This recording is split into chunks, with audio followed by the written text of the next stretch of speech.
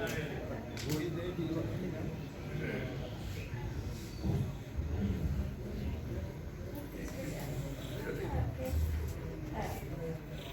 नाम सबसे बाद में, आपका नाम बाद में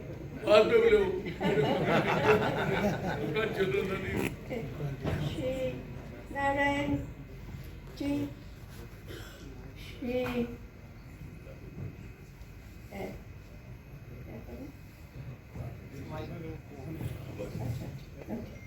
श्री पी राजा जी, श्री पल्लव राजू जी, श्री विश्वनाथन जी, श्री महेश कुमार गौड़ा जी, और श्री जी Krishna ji, Shri Gauri Shankar ji, I hope I'm not missed any name, और जिनके लिए हम सब यहाँ इकट्ठा हैं, श्री VHR वी हनुमंता राव जी, आपने मुझे बहुत सम्मान दिया।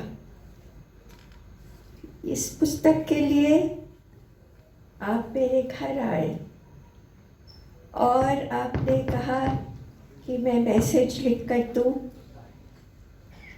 आप फ़ोन पर भी कहते, चिट्ठी लिख कर भी भेजते, तो मैं आपको मैसेज देती, मगर आपने बहुत सम्मान दिया। घर आकर के आपने मुझे आग्रह किया। मुझे बहुत ये फक्र है कि मैंने आपकी पुस्तक के लिए अपना संदेश दिया है।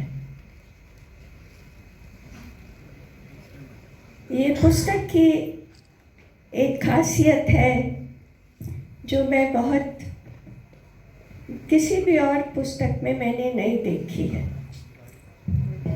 ये VHR की फोटो है इसमें, और वो मुस्कुरा रहे हैं। ऐसी मुस्कान मैंने किसी फोटो में नहीं देखी जो मैं इसमें देख रही हूँ। आप देखिए, ऐसा ही मुस्कान नहीं है। मुस्कान दो तरह की होती है, 2 types of smiles। एक सिर्फ ओठ से मुस्कुराते, एक जब वो मुस्कान आँख तक चली जाती है। तो ये आपकी हृदय की मुस्कान है और बहुत सुंदर। मुझे बहुत खुशी है कि मैं इसके विमोचन में यहाँ आई हूँ और आप सब लोगों से भेंट हो गई। तेलंगाना तो मेरे दिल में बसता है। मैं तो बिहार की हूँ और मगर दिल्ली में भी रही हूँ। उत्तर प्रदेश से भी मेरा नाता है और देश के और हिस्सों से भी मेरा बहुत नज़दीकी नाता है, मगर तेलंगाना मेरे दिल में बसता है। तो एक तरफ का रिश्ता नहीं है ये, आप लोग भी मुझे मानते हैं और आज से नहीं मानते हैं। ये 2 पीढ़ी का रिश्ता है। मेरे बाबूजी को आप बहुत मानते थे, वो आपको बहुत मानते थे। अगर आंध्रा से, उस समय तेलंगाना नहीं बना था, आंध्रा, संयुक्त आंध्रा से कोई आ जाएंगे तो रात के 12 बजे भी बाबूजी उठ के कहेंगे कि उनको मेरे कमरे में ले आओ, क्या तकलीफ है, मैं दूर करूँगा। तो बहुत पुराना 2 पीढ़ी का रिश्ता है आपके संग। और हनुमंता राव जी, ये तो मुझे दीदी कहते। आपने इनको कहा 80 साल, तो मैं सोची मैं कितने साल की हो गई। बताइए, हमें बताइए। यहाँ बैठ करके, ये मेरे छोटे भाई है, दीदी कह करके ये मुझसे सारा काम करवा लेते। करना है नहीं करना है, जल्दी करना है, देर लगेगी, कुछ मैं नहीं सोचती हूँ। इन्होंने कहा दीदी कर दो, मैं कर देती हूँ। ऐसा रिश्ता है, क्यों है? है ना? और आज से नहीं है ये। मैं तो पहले इंडियन फॉरेन सर्विस में थी, छोड़ करके आई, राजीव जी मुझे लाए, तो उन्होंने मुझे आंध्रा का जनरल सेक्रेटरी बनाया। आंध्रा का जनरल सेक्रेटरी बनाया, और उस समय प्रदेश कांग्रेस के ये अध्यक्ष थे। हैं? तो मैंने सोचा ये कौन है, ये अध्यक्ष कौन है, ये नौजवान कौन है? हनुमंता राव जी का नाम है, वो नौजवान है कौन है? तो मैं लोगों को 3 तरह से देखती हूँ, तब उनको मानती हूँ, नहीं तो मैं नहीं मानती, रिजेक्ट कर देती। 3 चीज देखती हूँ। उसका एससी को लेकर के क्या भावना है, उसका एसटी को लेकर क्या भावना है, उसका ओबीसी को लेकर क्या भावना, और उसका सर्वधर्म समभाव को लेकर क्या भावना, माइनॉरिटी को लेकर क्या भावना। और 3 चीज मैंने कहा, नहीं 5 चीज देखती हूँ। क्या देखती हूँ कि स्त्री के प्रति उसकी क्या भावना। ये चीज जब मैं देख लेती हूँ तब मैं उसको मानती हूँ, नहीं तो उसको रिजेक्ट कर देती। तो आपको मैंने माना, और तब से माना 1986, अभी क्या है 2024, तब से आपका और मेरा रिश्ता है। मैं कठिन परीक्षा लेने के बाद देखती हूँ आशीर्वाद, ऐसा नहीं तुरंत नहीं देखती।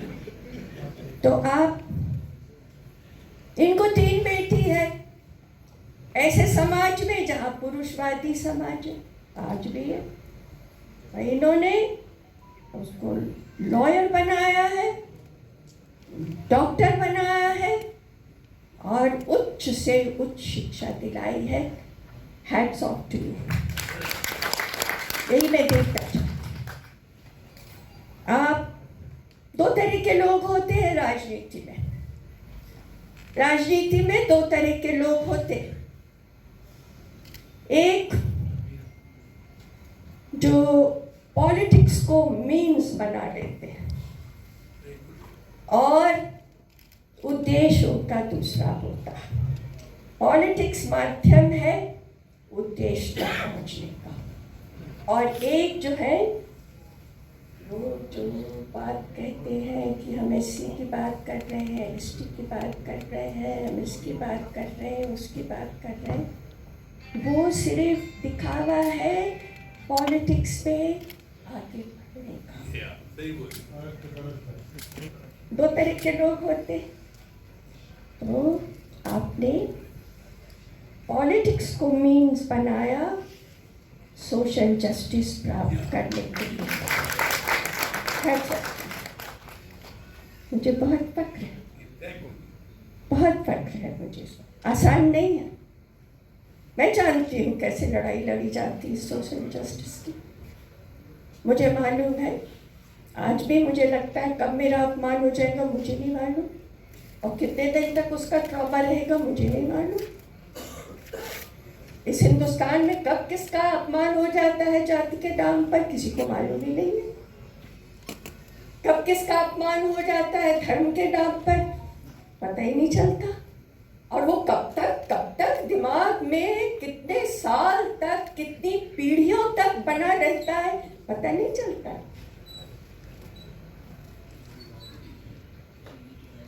तो आप नौजवान हैं, अभी मैं IIT, उसमें समझे आपने आरक्षण दिलाया ना, IIT, IIM और बहुत सारे देश के अलग अलग यूनिवर्सिटी के छात्र आए थे।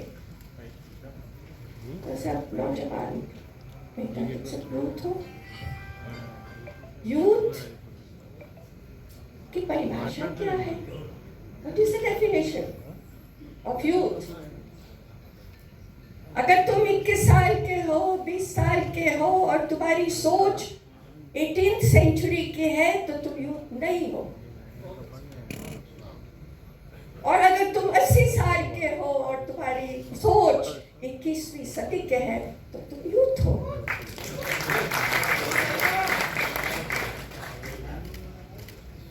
यूथ हो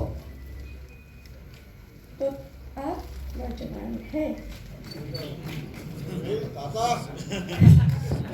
नहीं, सच बोलते हैं। हमारे देश में बहुत भ्रम है, बहुत भ्रम है। भ्रम दूर करना, ये किताब भ्रम दूर करने वाली किताब है, इसलिए मुझे अच्छी लगी। बहुत तरह के too many distortions. We should get rid of the distortions. We should bring in simplicity. That is what your party stands for, isn't it? Bring in simplicity. Just think of humanity. Don't dehumanize yourself. The moment you think of caste, the moment you think of discrimination on the basis of religion, the moment you think of disrespecting women, you've dehumanized yourself. You become a lesser of a human being. तो बहुत लड़ाई लड़नी है। आपको तो छोड़ेंगे नहीं, है ना? तो आपको पार्टी पद देगी या नहीं देगी, मैं तो उसकी कोई गारंटी नहीं ले सकती। तो ये बैठे बगल में शायद ये गारंटी लेंगे, मगर हम आपको नहीं छोड़ेंगे। ये एक पैक्ट है, आपके साथ एक मेरा पैक्ट है, तो हमेशा से है, मगर आज आप सबके साथ है सामने कि आप लड़िए पूरे जोश के साथ लड़िए। और आप सब लोग साथ दीजिए, हाथ खड़ा करके साथ दीजिए, साथ दीजिए। आपके साथ के बिना कैसे होगा? तो बहुत बहुत बहुत लंबी आयु हो आपकी, 100 वर्ष से ज्यादा हो। नहीं, आपके लिए नहीं बोल रही हूँ मैं। इतना लड़ने वाला व्यक्ति हमको चाहिए, इस हिंदुस्तान को चाहिए, कांग्रेस पार्टी को चाहिए, इस पृथ्वी को चाहिए। कौन है इतना लड़ने वाला? For the human race.